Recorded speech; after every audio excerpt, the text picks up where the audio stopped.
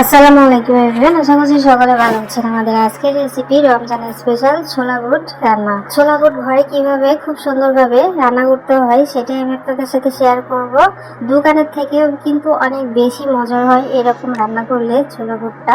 আশা করছি আপনাদের সকলের কাছে আমার আজকের সহজ রেসিপি ভালো লাগবে। আমার আজকের সহজ রেসিপি আপনাদের সকলের কাছে ভালো লাগলে অবশ্যই আমাকে একটু সাপোর্ট করে যাবেন। তো কথা না বাড়িয়ে চলুন আমি ঘরে কিভাবে দোকানের থেকেও অনেক বেশি মজাদার ছোলা বুট ভুনা করব সেটাই দেখে আসি।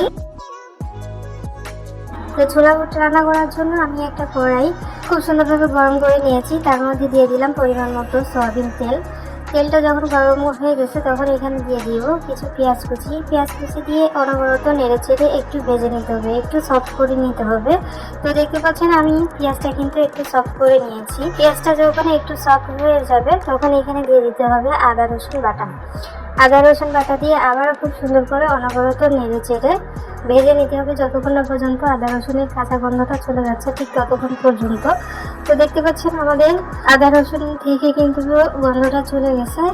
এখন আমি এই পর্যায়ে দিয়ে দিব হাফ চামচ লাল মরিচের গুঁড়া। আপনারা আপনাদের ইচ্ছা মতো কিন্তু মরিচের গুঁড়াটা ব্যবহার করতে পারেন।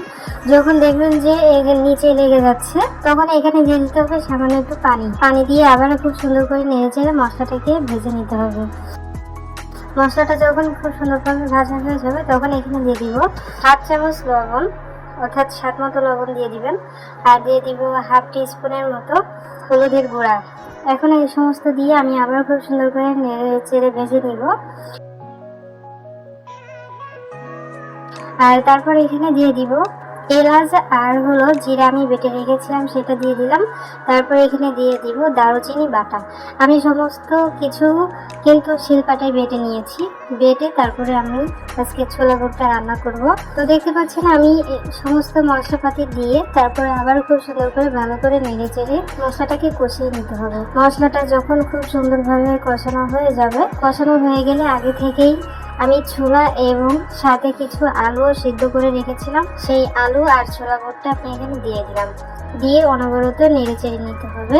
আর আঁচটা একটু কম রাখবেন, চুলার আঁচটা একটু কম রেখে তারপরে এই কাজটা করবেন। আর যদি আলু আপনাদের বড় বড় মনে হয় তাহলে এরকম একটু ভেঙে দিতে পারেন, অথবা আপনারা চাইলে যেমন আছে আলু তেমনই কিন্তু করে নিতে পারেন। তবে ছোট ছোট করে কেটে দিচ্ছিলাম তো এই জন্য ওরকমভাবে না ভাঙলেও চলবে, তারপরে একটু ভেঙে দিলাম।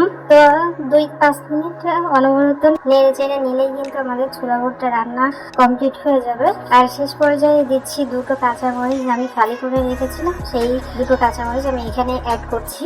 আপনারা চাইলে এটা বাদ দিতে পারেন। আমার ছোলা বুটটা যখন রান্না হয়ে গেছে তখন আমি আপনাদেরকে পরিবেশন করে দেখাচ্ছি যে আমার আজকের ছোলা বুটের রেসিপিটা কেমন হয়েছে।